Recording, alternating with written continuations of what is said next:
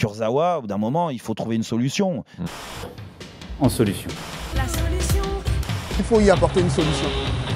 Trouver une solution là. J'ai la solution. Solution.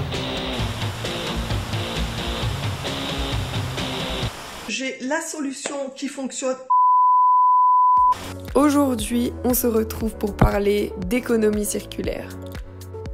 Dans la nature, tout est recyclé, il n'y a pas de gâchis puisque tout est réutilisé. Avec l'aquaponie, les excréments de poissons sont une source de fertilisants pour les plantes, c'est donc un parfait modèle d'économie circulaire.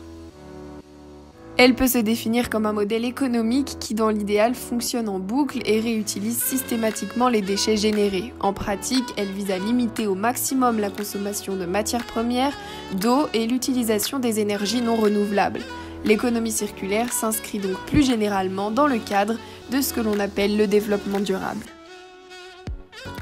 L'économie circulaire est fondée sur un système de boucles. On peut séparer en deux catégories les choses que nous devons conserver en circuit fermé. Tout d'abord, les matériaux techniques, comme un téléphone portable par exemple.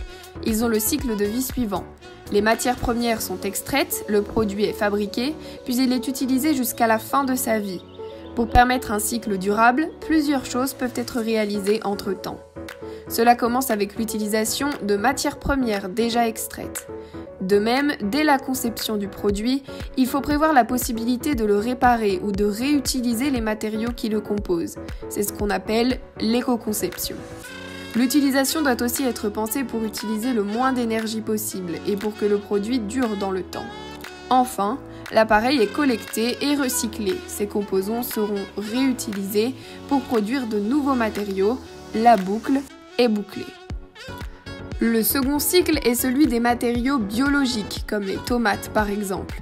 Ils sont cultivés, collectés, puis transformés et éventuellement transportés avant d'atteindre le consommateur. Une fois consommés, les restes peuvent être transformés en biogaz ou en engrais grâce au compostage.